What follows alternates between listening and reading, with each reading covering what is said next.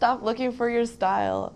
I think that's such a silly thing because people do really genuinely worry about that. Like, and I know because when I was a student, I didn't really care for it too much because I was always more interested in just painting. But there was a period where I'm just like, everyone's talking about style. Do I need a style? You know, like, huh? But I quickly was like, I'll just do what I want. But there's no need to like focus too much on that. I think I'd rather have people focus on their technique and learning, gaining knowledge. Because style, what is style really? Style is just how you process the world. And in that sense, everyone's artwork will be individual because there will only be one you. There will only be one me. There will only be one Ian McKay. There will only be, you know, we're individuals and our perspective is the filter. That is our style. And we naturally gravitate to things that we love. My style is, if I were to define it, is realistic renders that have a brushy flair to it. Why? Because I love rendering, but I also love creating illusions with brushstrokes that feel real, but are messy. And I love that. It's like, magic.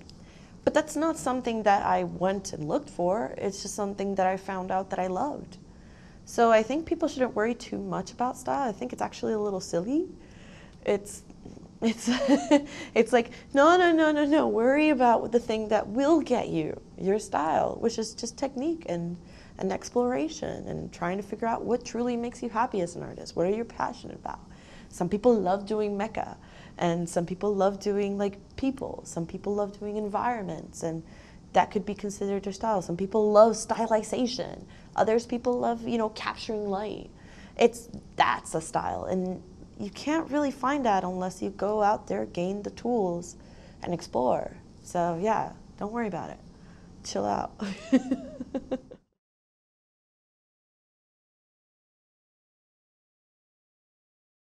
I can only say what worked for me. But one of the things that worked for me is two things. One, I found out the things that they taught and how to achieve it. Because what we're trying to achieve really, truly is technical mastery. Because we want to be able to say what we want to say artistically. And that comes from knowing good technique. It's almost like, you know, art is a visual language. And in order to speak that visual language, you got to know the grammar. You got to know the words. You got to know how to be able to speak it.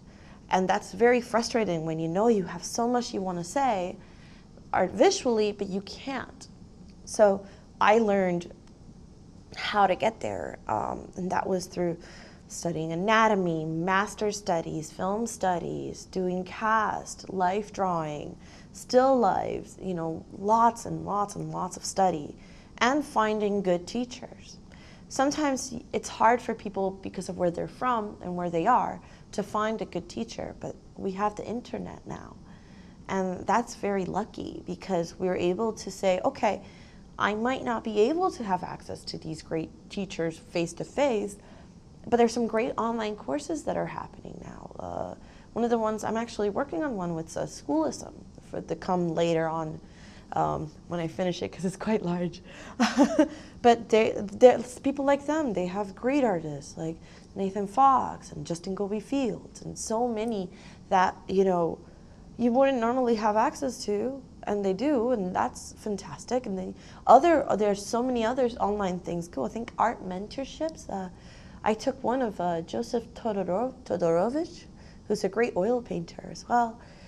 And then there's a myriad of books, you know, Alla Prima by Richard Smith, everything that Andrew Lumen has ever written, all the Bridgman, all of these different books that help you. So the knowledge is there in a way that we never had it before. And then the other one is also acknowledging that we're gonna feel insecure, we're gonna feel scared, we're gonna feel like it's too much or there's other great people. That's not gonna go away. So we have to learn how to navigate within that. So for me, when I feel that way, I always think, yeah, but I'm not the only one. Other great artists feel this way too. And then that makes me feel like it's not a flaw in my character, but rather a part of the artistic experience. So easing yourself, healing, you know, almost licking your own wounds, your own emotional wounds when those moments happen becomes really important. And in some ways, I think it's helped me become a more balanced, emotionally stable human because I'm able to kind of balance my emotions when I know that I'm going through this. And I know that I'll go through it, and I know that it'll be something that'll happen, but it'll pass. And I can help it pass easier if I keep in mind, you know, I'm not alone. You know, other great artists have felt this way.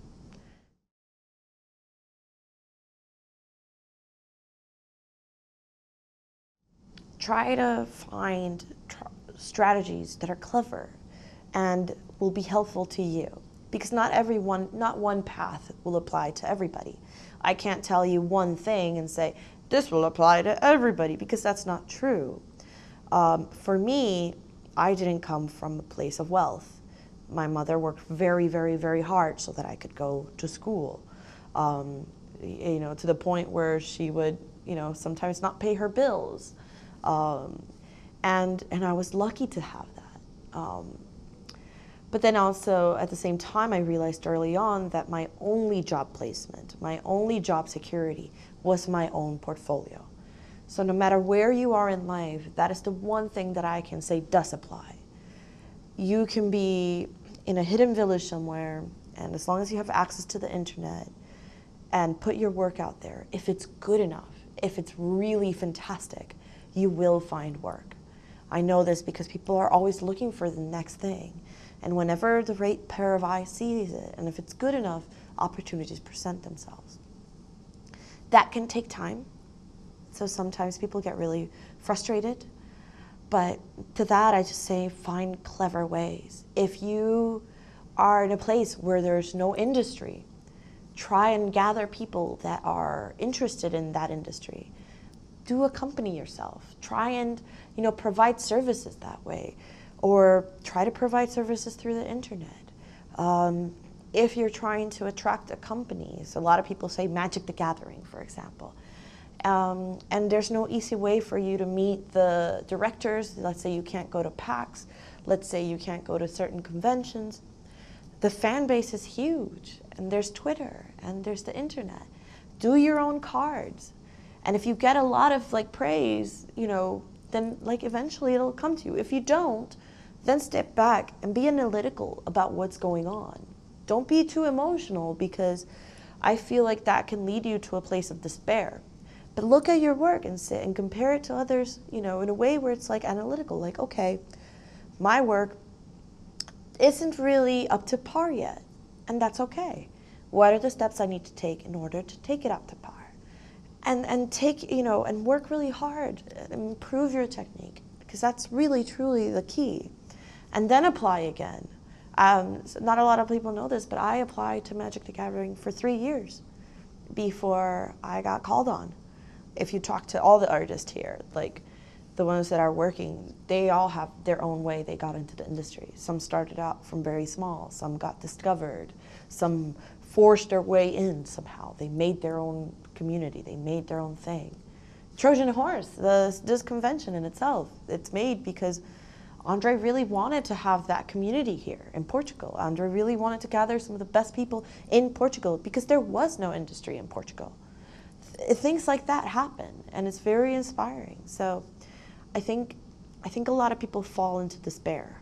You know, like some people move to places where there's a lot of business and industry and sometimes don't get noticed, and that's difficult. Some people can't move and they're stuck in a place where there is no industry and everyone around you doesn't know why you love the thing you do, but you have access to the internet. So it's one of those things where it's like we need to be clever. We need to be intelligent about how we approach, and we need to forge our own opportunities where there may be none.